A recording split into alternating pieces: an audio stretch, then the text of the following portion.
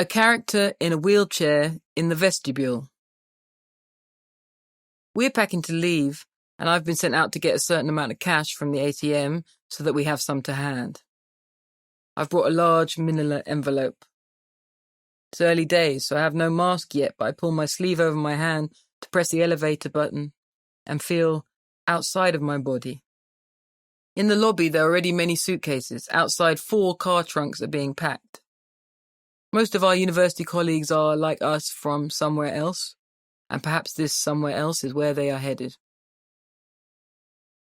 Ever since I was a child, my only thought or insight into apocalypse, disaster, or war has been that I myself have no survival instinct, nor any strong desire to survive, especially if what lies on the other side of survival is just me.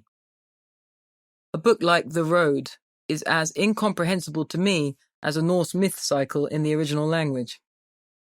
Suicide would hold out its quiet hand to me on the first day, the first hour. And not the courageous suicide of self-slaughter, but simply the passive death that occurs if you stay under the bed as they march up the stairs, or lie down in the cornfield as the plane fitted with machine guns heads your way. I do, however, have a homing instinct, and so in my passive way have allowed a plan to be conceived. Accept our friend's invitation to stay in their empty Cahonkson cottage for a while, then try to get home to London, before flying becomes impossible.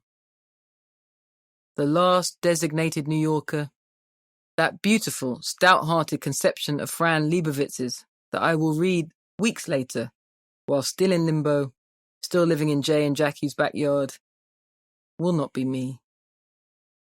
I turn the corner onto Broadway and find it empty, which is news at this point as I couldn't see it from our perch on the 11th floor. The bank is dark beyond the vestibule, with only ATMs open for business. But it is loud in here because one of my characters is in here, Myron, from a story called Words and Music. I haven't seen him since long before I wrote that story, and I'm very glad to see he's alive and in such good voice, as it is fair to assume that a man in his position, homeless, legless, faces an existential battle most days. I don't greet Myron because he's on the phone, because the time of fictional playfulness seems over, and because his name is not really Myron. Nor, as far as I know, was he ever a particular fan of disco, a trait I took the liberty of bestowing upon him.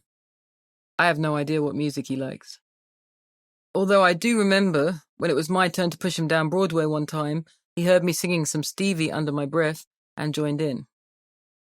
And I know he is fond of conspiracy theories, which I have never considered anything less than an entirely rational mode of processing contemporary American reality.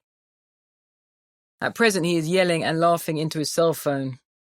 A familiar sermon I've heard him give before in other contexts. The craziness of white folks. Look at them scuttling like rats from a sinking ship. And what they running from? A cold? These people are crazy. Just wash your damn hands, ain't complicated.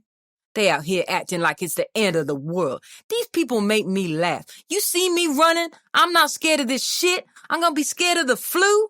In what world? No. I'm staying right where I'm at. This is my city, and I'm gonna leave for this shit? These people too hilarious. They watch the news and they believe every damn word like babies that can't even think for themselves. No, I ain't running from no cold. I survived worse. I survived way worse shit than this.